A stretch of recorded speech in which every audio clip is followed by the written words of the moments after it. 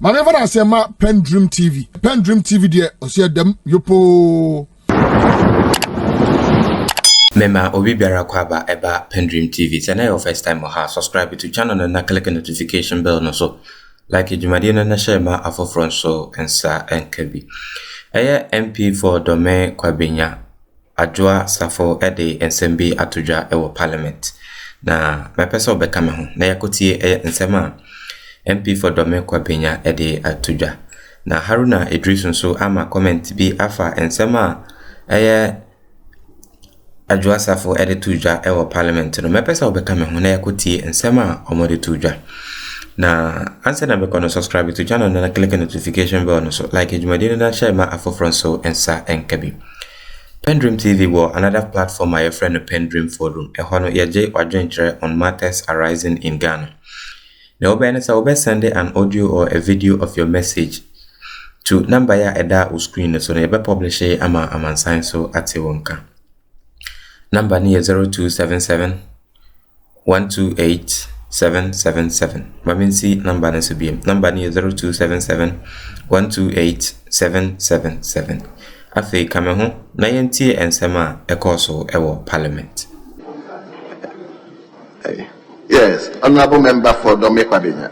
Thank you very much, Mr. Speaker. Mr. Speaker, I rise to add my voice to the report of the Finance Committee for the motion that has been moved, motion 11. Mr. Speaker, I want to refer to page 8 of the report. And in adding my voice, I want to urge the entire House to adopt the motion that has been moved. But Mr. Speaker, if you look at page 8, item 8.3, it talks about consultancy and training. And Mr. Speaker, an amount of 7.860 United States dollars has been allocated for consultancy under this project. Mr. Speaker, from the committee's report, the officials indicated to them that this represented 14.97% of the financing amount. Mr. Speaker, I think for training under this project, it is important that we highlight the amount that is involved so that moving forward, Mr. Speaker, more can be put to the project itself. I acknowledge that indeed training and consultancy for the project is very much important, but 14.97% of the total amount going for training and consultancy, I think, Mr. Speaker, is a bit on the high side. So as indicated in the report, the committee indicated this to the Ministry of Finance and was taking note of. Mr. Speaker, again, under the achievements of this project, item 8.2 on page 8, it indicates that the officials of the Ministry of Food and Agriculture also explained that 5.2.5 million is sufficient for the entire project to be able to carry out the entire project.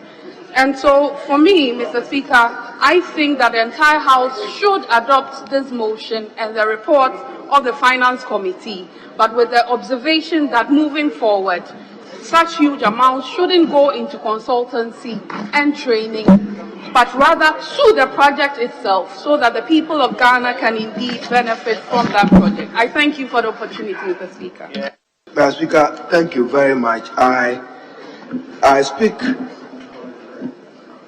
I don't know whether to say in support of the motion or in opposition to it. Mr. Speaker, I'm surprised that this Parliament is still considering loan agreements and approving loan agreements. This Parliament must be minded that where Ghana has reached, the Parliament must take a bold and courageous decision to stop the Minister for Finance from further borrowing, any borrowing, until Ghana is able to achieve debt sustainability. As we speak, the Minister for Finance has succeeded in turning a corner in his own words only with a domestic debt exchange program. The external debt exchange program, there is no finality or agreement with it. As we speak, commercial lenders to the country, bondholders, China, the Paris Club, are still struggling with what to do with Ghana's debt. And yet the Parliament of Ghana, because of the concessionality of the loan, I share my view strongly that this Parliament must even set a tone for a debt limit and debt ceiling for Ghana, which must be a rule of thumb for all governments. At no point in our country's history, Mr. Speaker, going forward, should we allow any government to borrow beyond 70% of GDP. Where we are today, the new words you are hearing, scam, PDD, debt exchange, domestic exchange, haircut. Did we hear all that since 1993? It is because we haven't managed this borrowing well. But Mr. Speaker, specific to this report, let me now support the Honorable Adwoa Safo, and I share her strong view. Mr. Speaker, page 8, paragraph 8.3, it reads, and I quote, the committee noted that a total amount of $7,860,000, representing 14.97% of the financing amount, is dedicated to training and consultancy. Abba, consultancy. You want to spend $7 million. They are not even telling us how much of it goes to consultancy, how much to training. And you want us to support this. If you give $7 million to any farmer, they will increase yield and increase production. Our farmers don't need any training to farm. They know how to farm.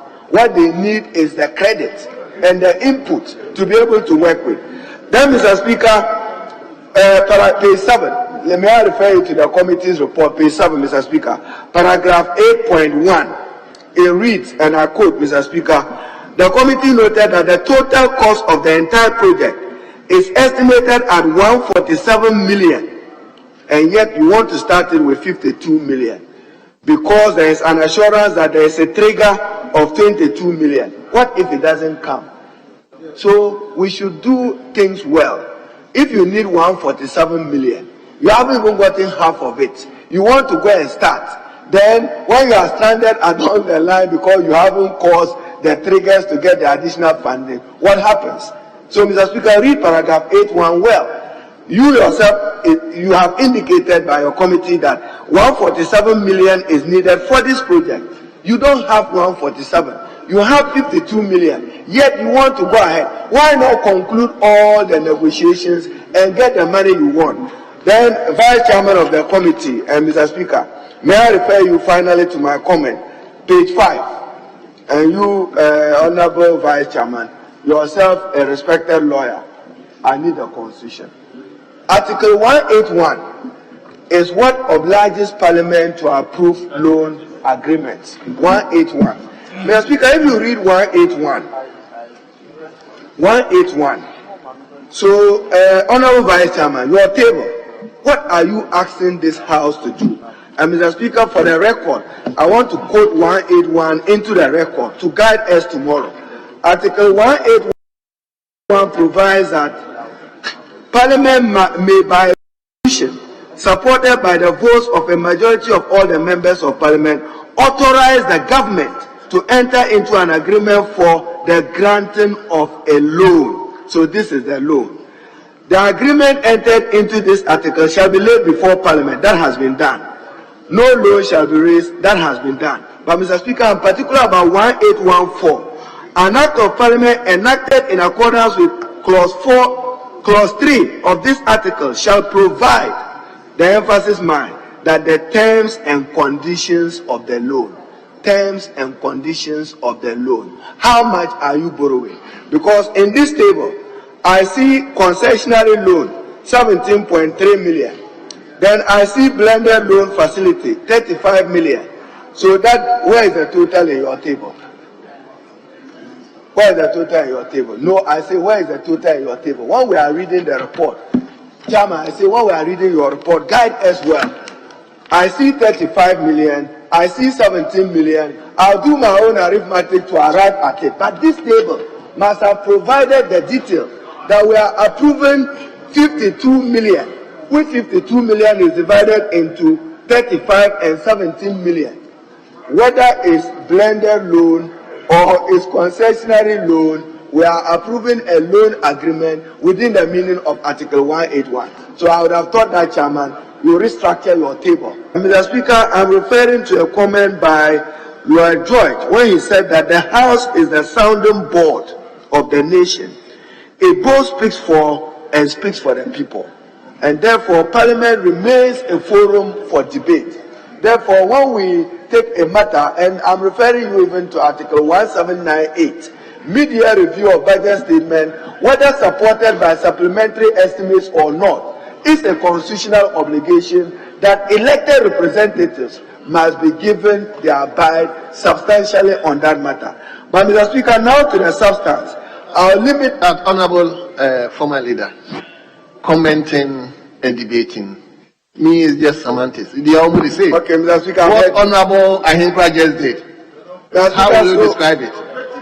For Mr. me, Speaker, thank you. You can use the operative word, but so, Mr. Speaker, to the new patriotic party government headed by Nana Addo Akufo-Addo, this mid-year review budget was more of a soundtrack to please the IMF and to play to the IMF and to satisfy the IMF than to satisfy the suffering Ghanaian people, than to relieve the business and private sector of Ghana, whose businesses have collapsed because of their bad management of the Nana Akufo-Addo government.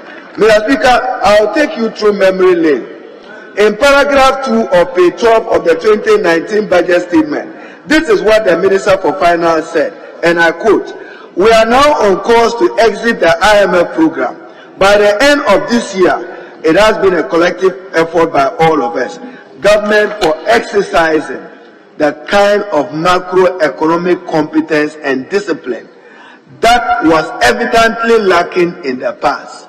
So it's now evidently present that you are competent, you are incompetent, and you are indisciplined, and you call yourself better managers of the economy. Why are you back to the IMF? If in 2019 you said exiting the IMF was the best thing to happen to this country, then it means that you have demonstrated mismanagement of the Ghanaian economy. Mr. Speaker, our colleagues opposite forget that even in 2016, your pledge to the Ghanaian people was from taxation to production. Now you come here, as we were reminded by the Honorable Okudzeto, and then the minister is boldly telling us that no new taxes, but no revision of taxes. The essence of a mid-year review budget is to listen to the stakeholders, and the stakeholders are saying that we expected revision of taxes, and that government will do away with a number of taxes, particularly the COVID tax. COVID has since stopped in 2020. Why are you still taxing Ghanaians? Because, Mr. Speaker, every tax operates as a cost to business, and that affects their profitability, and that affects how they create jobs. Mr. Speaker, let me focus only primarily on debt. This government, in 2017 January, President Akufo-Addo stood here and said colossal John Dramani Mahama NDC debt of 120 billion. Today, I'm looking for a better English word, better than colossal. The debt is 575 billion, not 120. What have you used the money for? What have you used the money for? And still, you expect that we should not say that you have recklessly mismanaged the economy. Mr. Speaker, I'm narrowing myself to public debt, as I have said. And when the minister said that we have turned the corner towards a ditch, we have had domestic debt exchange. And Mr. Speaker, I say on authority, Ghana has not concluded its negotiation with external creditors on our debt, which is around $31 billion. Mr. Speaker, we owe China 1.9 billion. Bilateral creditors we owe, and even Euro bond holders we owe. Mr. Speaker, there is no indication here that there is finality to it. Even the common framework. And Mr. Speaker, for bilateral creditors, government of Ghana owes 5.6 billion, China 1.9 billion US dollars, and then commercial creditors 6 billion, including those of Eurobond. The domestic debt, even though they are saying is around 28 billion dollars, I have 31 billion US dollars. So, Mr. Speaker, if you have not concluded your external debt restructuring, how do you say you have turned the corner? It simply means that it's premature and over-ambitious to think. The minister thinks that end of September, Ghana will be out of the woods. Even the first quarter of next year will still be problematic for us. Mr. Speaker, it took Zambia 1 year after it applied for the common framework to get some acceptability of debt forgiveness of up to 6 billion from the Paris Club and China. So when the minister Ofori Atta says that he has turned the corner, then, Mr. Speaker, I conclude just on the following. All foreign loan projects have come to a standstill. Contractors have abandoned sites and have stopped work. That has contributed further to the increasing unemployment in our country.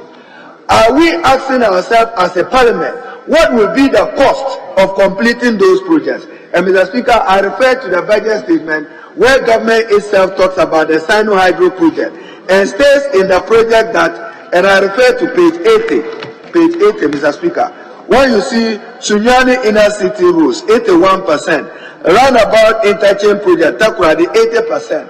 What explains the fact that this 20% has not been completed? Because the contractor has abandoned site. There are some of the contractors that government owe. The Financial Times in December reported that Ghana has decided that it will no longer service its external debt. So, Mr. Speaker, all the contractors who have abandoned site, who were working on foreign-funded projects, are vacating the sites. What will be the cost to our country must be of concern finally to us. Then, Mr. Speaker, unemployment is still unacceptably high. Unemployment is still unacceptably high. Youth employment is still a problem in our country.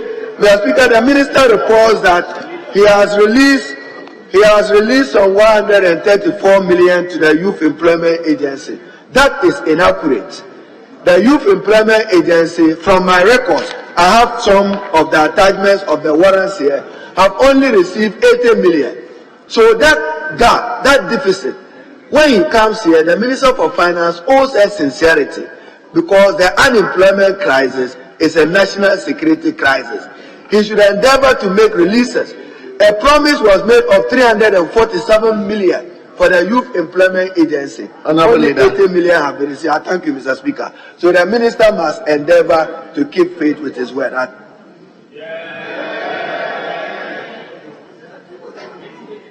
What?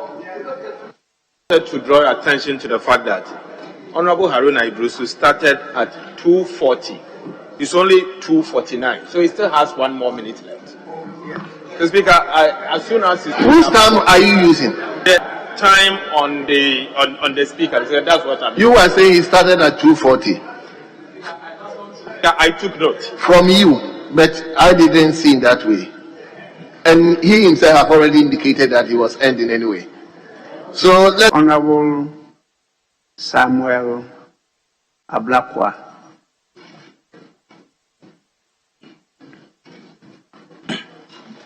I'm most grateful, Right Honourable Speaker. I'm told you agree to 10 minutes each, so we go by that. Okay. I'll be well guided, Mr. Speaker. Mr. Speaker, let me begin by expressing the disappointment of the good people of this country we represent in this House, that the Honorable Ken Ofori Atta is still the Minister for Finance and is the person who came to this House to present the media review. The clarion call of the Ghanaian people is that this minister, and as he demonstrated a couple of days ago, has run out of ideas, totally mismanaged the economy, and given us the worst economic climate in our history. He should not be the one presenting budget statements. Mr. Speaker, I must state for the record that this House is not oblivious of the fact that the crisis we are in is self-inflicted, a crisis created by President Akufo-Addo, by the Vice President who is manager of the economic management team, who chairs the economic management team. It's been a total disaster. As he goes around the country campaigning now, he only talks about digitalization. He does not account for his stewardship as chair of the economic management team. Then we have the finance minister, who, Mr. Speaker, the president told us, assured his party and our colleagues who rebelled against the finance minister, that after the IMF program, this minister will be shown the door. He will be asked to go home. The president clearly, as has become his stock in trade, cannot be trusted to keep his word and has kept the finance minister in office. That is very, very disappointing. But Mr. Speaker, talking about the IMF program, I was really surprised to see Minister's budget statement at page 6. This is a minister who assured this House and assured the Ghanaian people that we will not go to the IMF. He will not lead us to the IMF. Now, Mr. Speaker, at page 6, paragraph 36, the minister states, and I quote, Mr. Speaker, it is instructive to note that our journey towards securing an IMF-supported program has been characterized by speed and tact. Incredible, Mr. Speaker. The man who says he won't go to the IMF now says we should give him credit that he has gone with speed and tact. Where is credibility? Where is principle?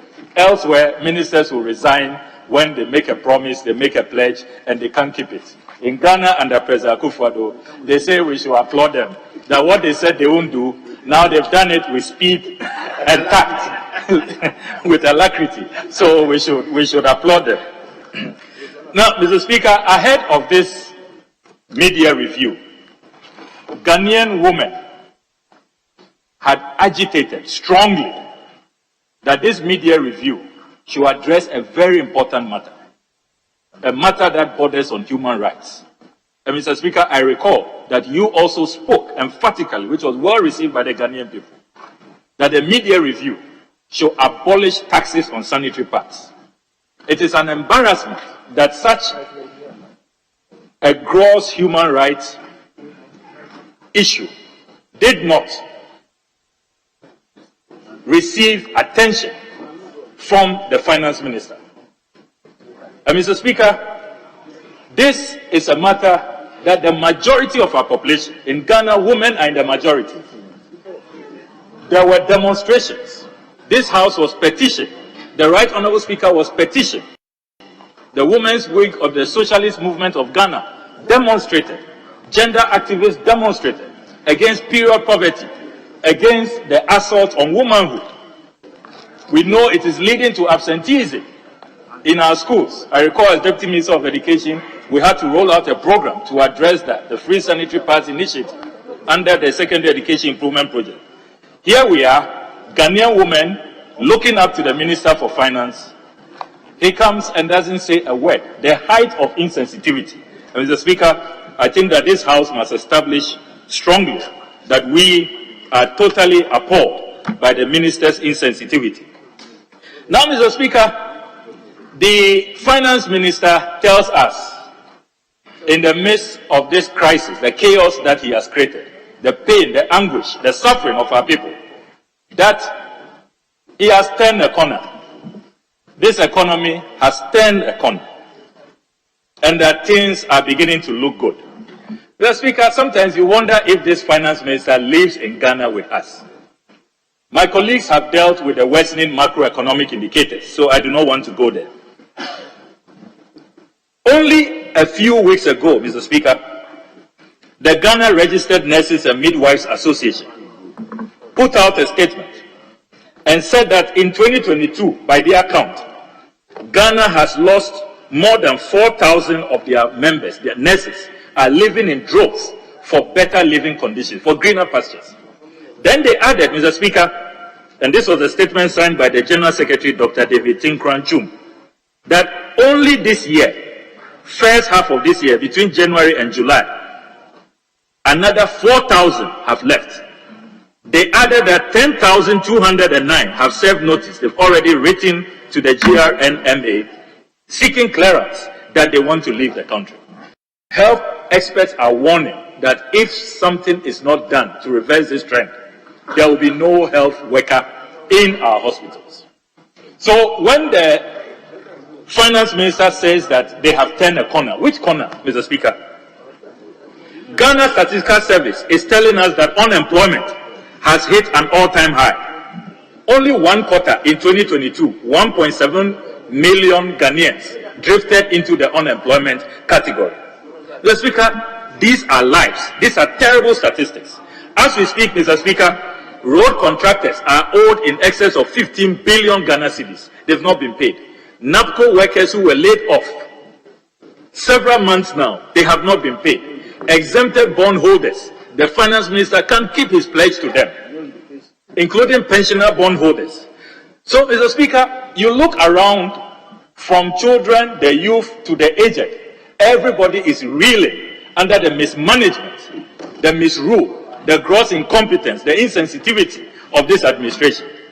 And yet this finance minister comes here and tells us that he's turned a corner. Mr. Speaker, he reminds me of the Ghanaian musician a few years ago who sang that interesting song, One Corner. Mr. Speaker, after that song, there were lots of deaths. People were dancing with the song and the dance moves. People just go wild and go crazy. And that song killed so many people. I don't know if that's the kind of corner that the finance minister is talking about. The corner of death, the one corner of injuries, the one corner of casualties. It's not clear if it's that patapa kind of corner the finance minister is referring to. But clearly, all around us, we see despondency, we see depression, we see total pain and anguish.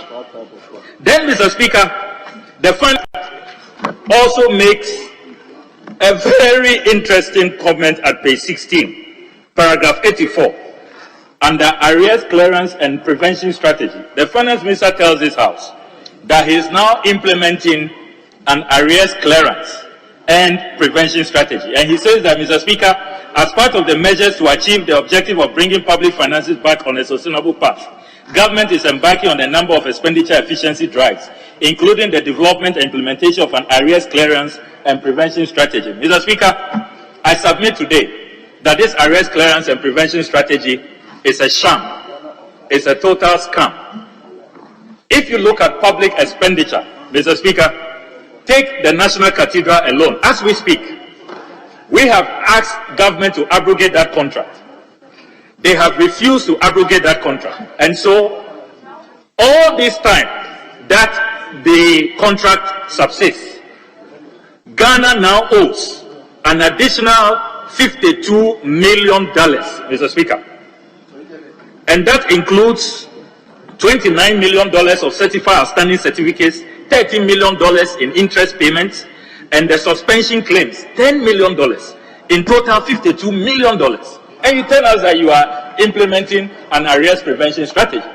Mr. Speaker, only a few days ago, I put out another scandal, Mr. Speaker, a scheme to rape 187, rape the Ghanaian treasury of 187 million Ghana cedis, with the Attorney General providing a lopsided AG's opinion without the input of GRA and the Ministry of Finance. 187.3 billion. And you have the President's cousin, Gabi Ochidako, championing that. Mr. Speaker, we cannot continue this way.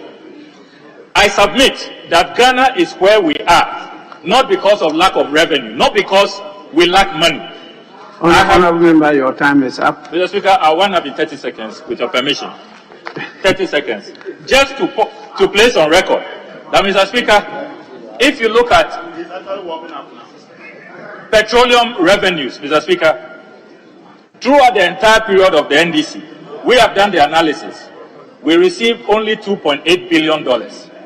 They have received, under President Akufo-Addo, I'm even being generous, $5.2 billion. $5.2 billion.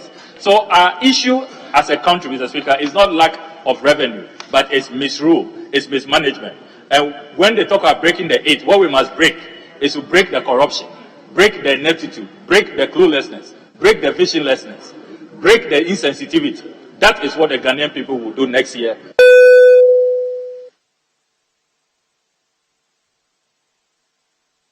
Members, honorable member, I will give you the time, but for the issue of sanitary pads, I'm very, very, very passionate about it. Government should have a rethink about it, because the taxes is not only on the imported ones, even the locally produced one are taxed. And so they came, they met me 2 days ago, the captains of industry in Ghana, and we went through the details.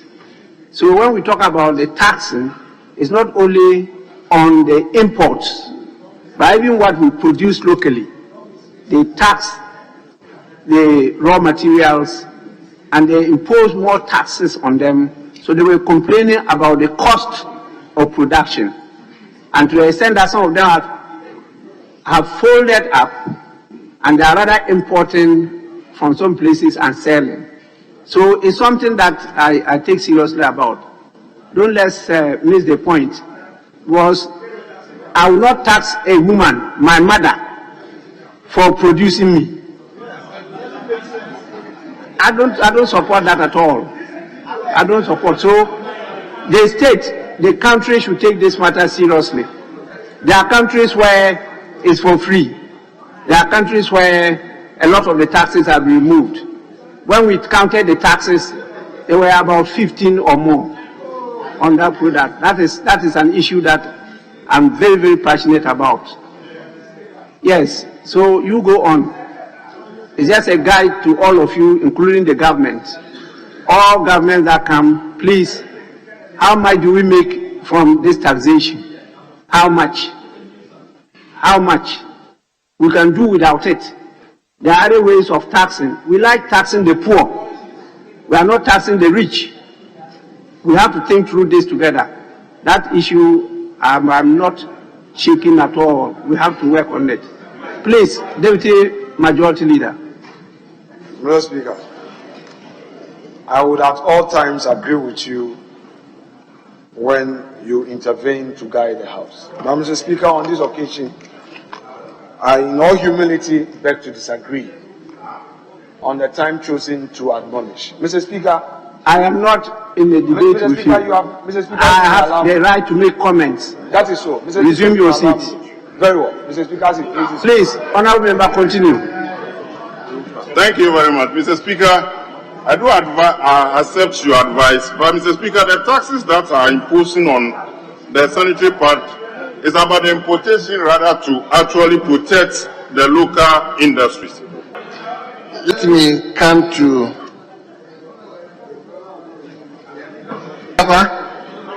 I would plead with you that I was coming to comment on the review, but I was hoping that somebody, the minister, and then 2 or 3 deputies, 3 deputies, and then 1 minister of state should be here, Mr. Speaker. I would recommend that you suspend sitting for 1 hour. Let the government side go and look for at least one of them to be here because Mr. Speaker, leadership is even concluding today. So I will recommend that we suspend for 1 hour. They go and look for one of the deputy ministers or ministers before we continue, Mr. Speaker. I firmly believe that we can go ahead. Yesterday, we were doing it. The deputy minister is here. So we can go ahead, Mr. Speaker. I thank you, Mr. Speaker. Tommy, now you can speak.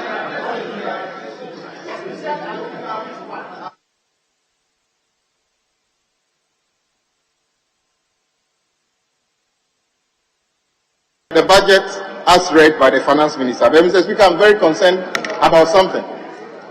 the finance minister stood here and said that we have turned the corner. Mr. Speaker, if the finance has got a driving license, I would recommend that that driving license is withdrawn immediately. Because we don't have corners on roads, we have curves. If you've been driving in corners, then that is a very dangerous driver. That amounts to reckless driving. So his driving license must be withdrawn for us to investigate whether that is what he's been doing. Mr. Speaker, but let's get to the point, Mr. Speaker. I just heard some of my colleagues make a few comments about this budget. Mr. Speaker, if you read the 2023 budget itself, the government said they were actually deploying 7-point agenda to underpin the 2023 budget. The review done by the finance minister totally ignored these 7 points. He never even mentioned anything about it. And Mr. Speaker, I will focus simply on the road sector. Mr. Speaker, as we speak, each and everyone's community is replete with extremely bad roads. Mr. Speaker, you may be aware, and I know even in Kumasi, there are bad roads. As we speak, Mr. Speaker, there are cocoa road contractors at the Speaker's office following up on their petition of their certificate not being paid. This government owes road contractors about 15 billion Ghana cedis. That is an example of collapsing businesses. That is lack of jobs, because these contractors, Mr. Speaker, 70% of the contractors are not on site. Mr. Speaker, I just read in the document the finance minister saying that some projects are not on site. Mr. Speaker, ask one of the clerks to go to Obechebi Lante today and find out if the contractor is on site. The contractor has packed out. So which project is going on? If you go to Tamatu, Akosombo Road, the contractor is not there. Go to Tamamoto Way towards the Central University, the contractor is not there. So which project at all is going on as we are talking about? We are in a terrible state. And to make things worse, Mr. Speaker, this government stands here and tells us that they are doing very well. Were you not the ones who told us just recently that year of roads, you built 10,800 kilometers of road? When we told you were lying, where are those roads, Mr. Speaker?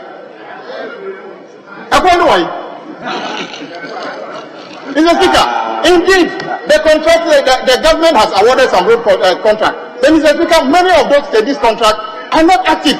It's only in as enough. Mr. Speaker, just to draw your attention to this, Mr. Speaker, I've seen in this document the government saying that they are going to do Temamoto Way.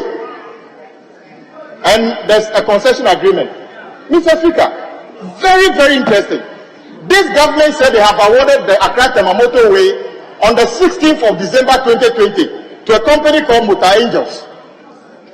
Mr. Speaker, if you have actually awarded this project to Muta Angels, what are you coming to do in the House?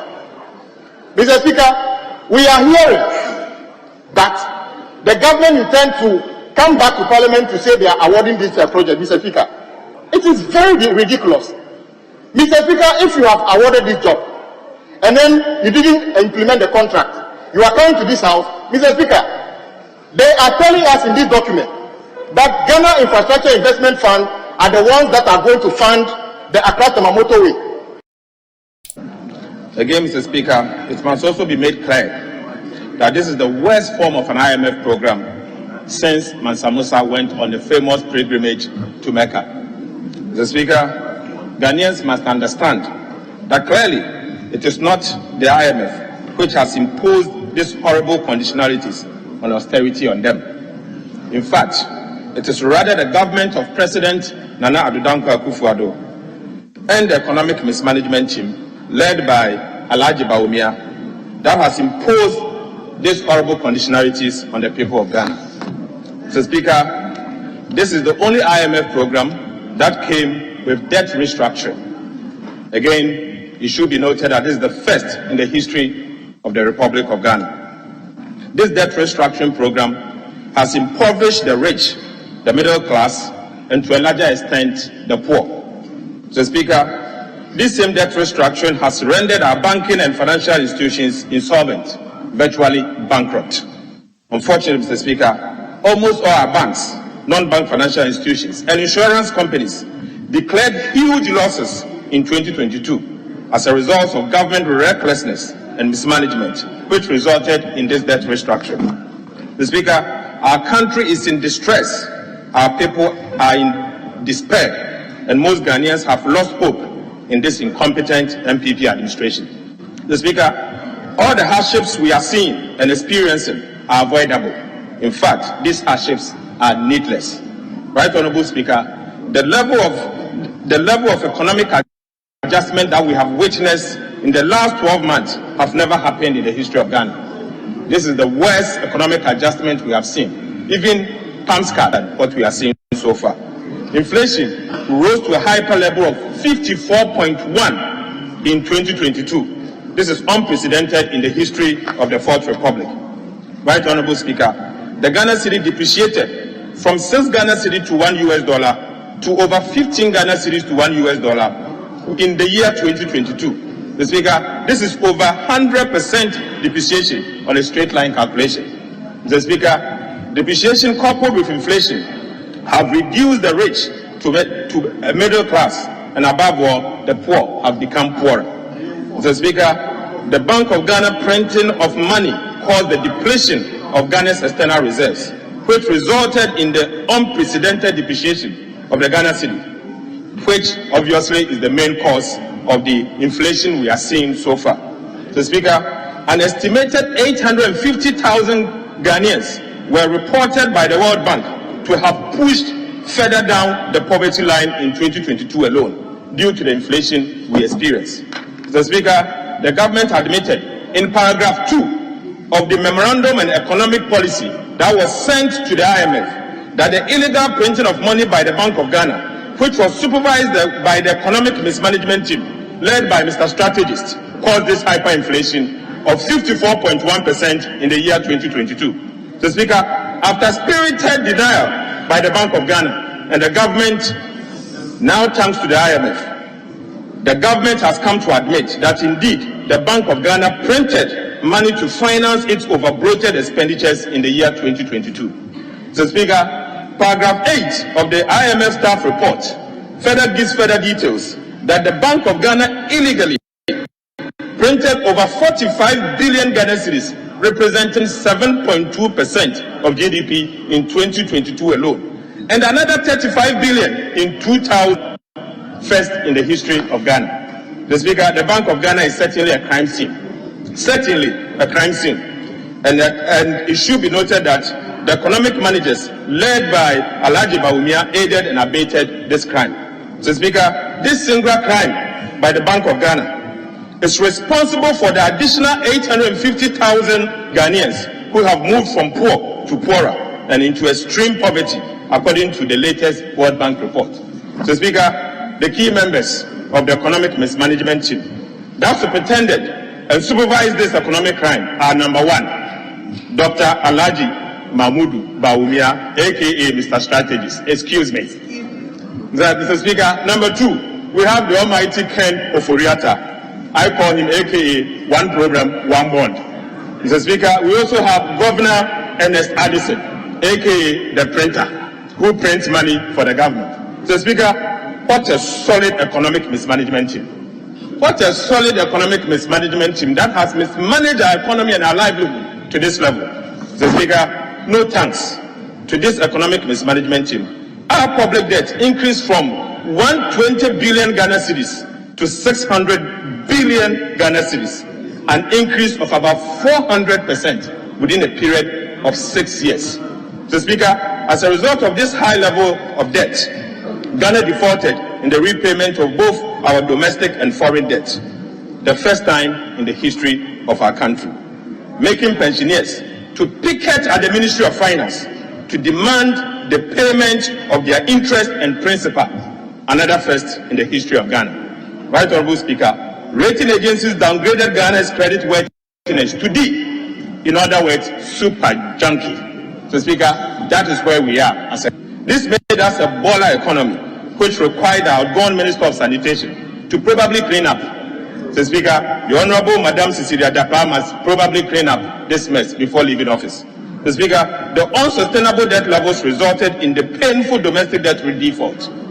Right Honorable Speaker, Ghana's financial sector has virtually collapsed. All 23 banks in Ghana recorded massive impairment losses of over 18.3 billion Ghana cedis in 2023 alone. Mr. Speaker, to give you the details, Absa Bank recorded a loss in 2022 of 2.1 billion Ghana cedis. Access Bank recorded a loss of 1.2 billion Ghana cedis. ADB, Ghanaian Local Bank, recorded a loss of 380 million Ghana cedis. The Speaker, Bank of Africa Limited, Bank of Africa, recorded a loss of 190 million Ghana cedis.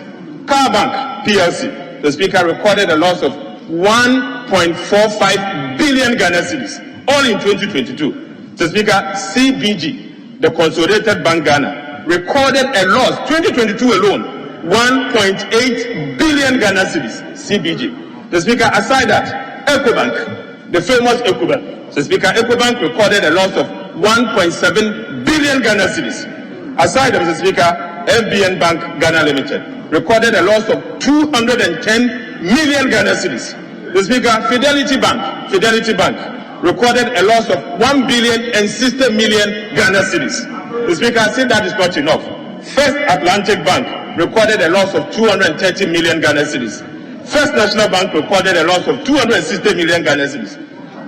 The famous Ghanaian Bank, the GCB Bank PLC, recorded a loss of 2.1 billion Ghana cedis in 2022 alone. GCB, 2.1 billion Ghana. Guarantee Trust Bank recorded a loss of 560 million Ghana cedis. The Speaker, as for NIB, they cannot even publish their financial reports. The Speaker, 4 years in a row, NIB has not been able to publish their financial report.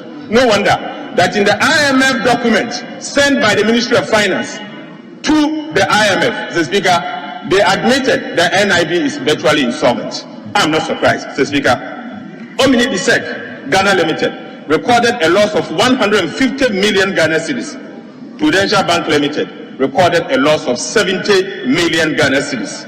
The Speaker, Republic Bank Ghana Limited recorded a loss of 240 million Ghana cedis.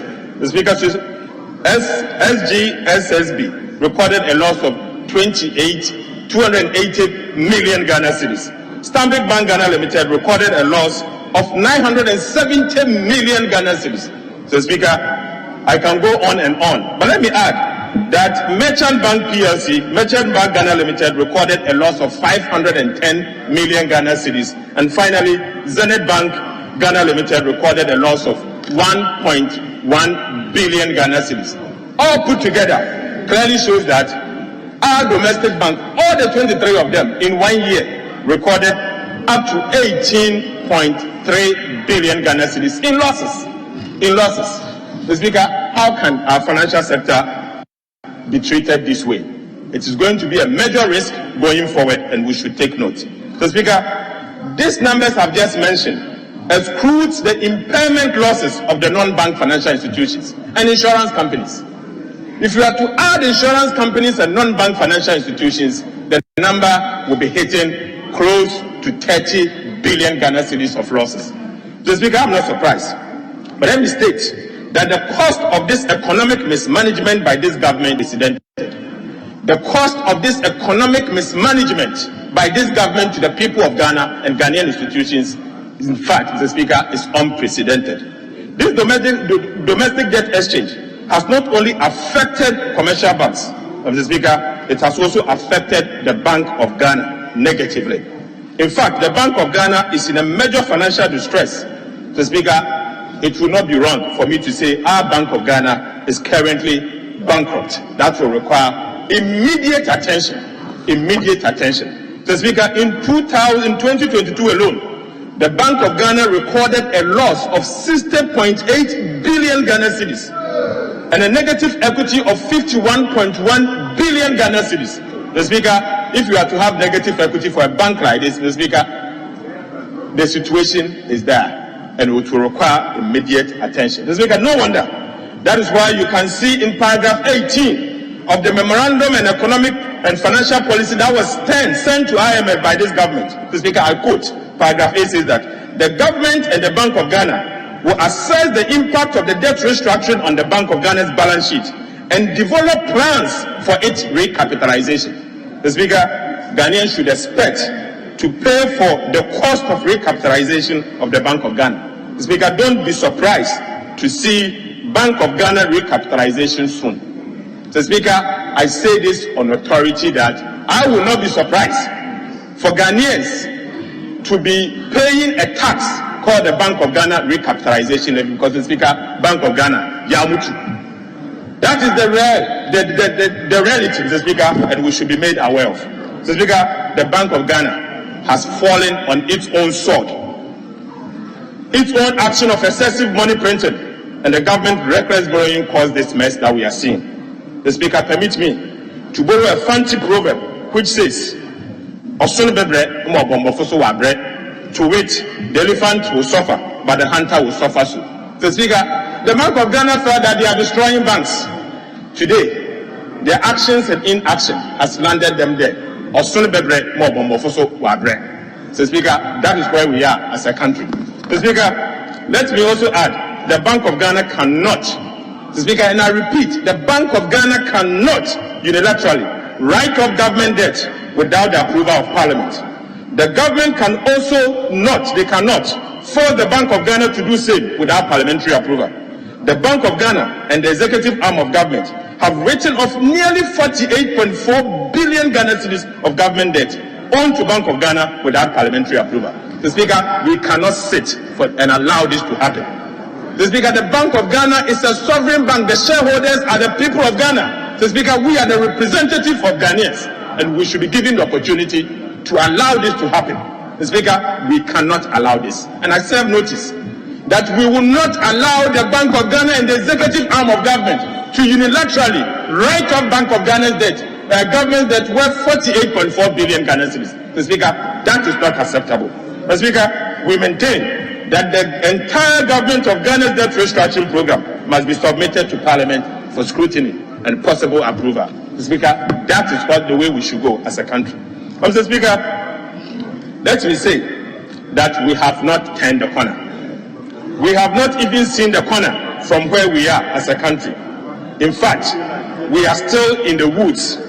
We are still in a big mess. Of course, a big mess. We are nowhere near the corner, let alone to turn it.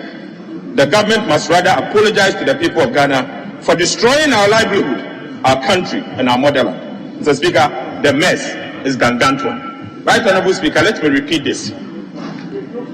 We have not turned the corner. We have not seen the corner from where we are as a country. In fact, we are still in the woods. We are still in a mess. Of course, a big mess. We are nowhere near the corner, let alone to turn it. The government must rather apologize to the people of Ghana for destroying our livelihoods, our country, and our motherland. So, Speaker, the mess we are seeing today is gargantuan and require urgent action. Right, Honorable Speaker, this government has successfully collapsed all state-owned enterprises and institutions. So, Speaker, the almighty Bank of Ghana is now bankrupt, with a negative equity of 55.1 billion and counting. That will require taxpayers to recapitalize it. Again, Mr. Speaker, who would have thought the once prestigious Ghana Cocoa Board will today be bankrupt to the extent that they can't repay their debt. The Bank of Ghana today cannot even pay cocoa bond holders. The Ghana Cocoa Board, they cannot even pay cocoa bond holders. They cannot pay their cocoa road contractors. The Cocoa Board today cannot even pay license buying companies, LBCs. Cocoa Board, they are struggling to pay fertilizer supplies.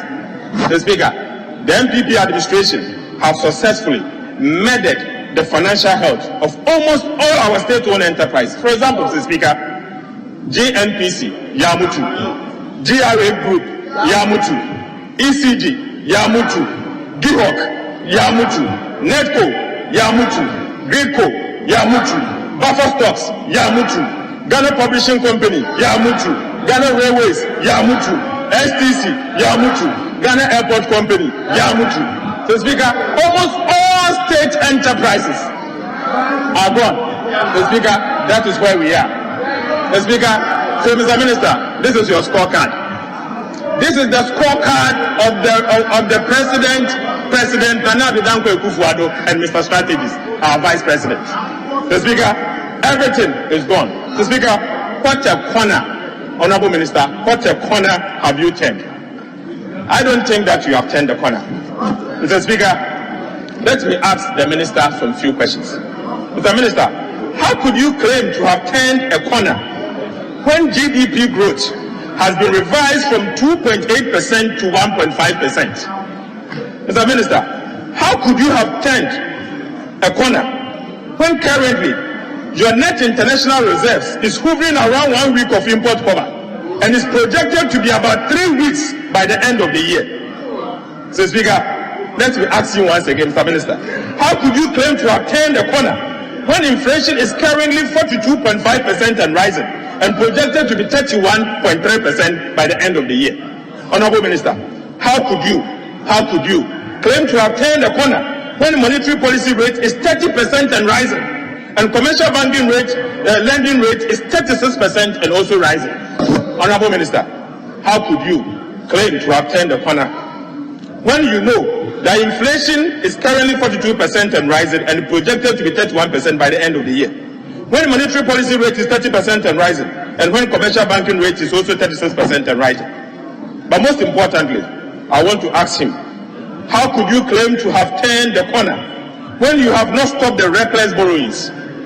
After informing Parliament that you are not going to borrow in the domestic market in 2023, Honorable Minister, you borrowed 5.5 billion from the T-bill market in the first 6 months of the year alone.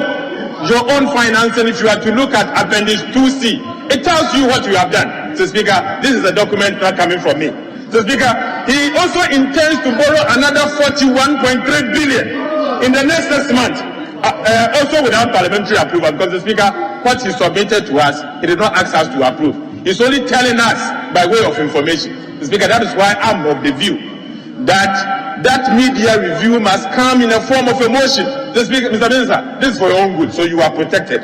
Mr. Speaker, again, he intends to borrow 41.3 billion Ghana cedis from the T-bill market in the next 6 months. No wonder that 91 days T-bill rate has moved from the 14% after the debt restructuring to 27% and counting. The Speaker, I won't be surprised that in this, the way he's going, by the end of the year, T-bill rate, the 91 days T-bill rate will be 35%. The Speaker, that is the reality. Because clearly, if 5.5 billion additional borrowing can move you from 14% to 27%, only God knows, additional 41.3 billion borrowing will move you from 27% to probably 35% or maybe 40% by the end of the year. Honorable Minister, we are in a big mess. Mr. Speaker, let me make it clear that we have not turned the corner. The performance of this economic management team, despite the hype over the past 7 years, has been beyond abysmal. With this mess created by this MPP administration, Ghana will require over 5 years of collective sacrifice and dedication to turn things around. Mr. Speaker, this government has rewritten Ghana's economic history, and a book on how not to manage an economy must be dedicated to the Akufo-Addo government. Mr. Speaker, I repeat, this government has rewritten Ghana's economic history, and a book on how not to manage an economy must be dedicated to this Akufo-Addo and Bawumia government. Mr. Speaker, in due course, I will author that book. Thank you, Mr. Speaker. Yede yensem no beso ha. So you're new to the channel, make sure so be subscribe to channel no. Wa click notification bell no so. Na watch join our comment section ho. You be share in the next video. Mark. Dedi kama mamena PENDREAM TV ase. Na so far so good. Say open online portal e wo Ghana. Ah nipa share, nipa follow, nipa comment here. To my best of knowledge, without any biases, PENDREAM TV.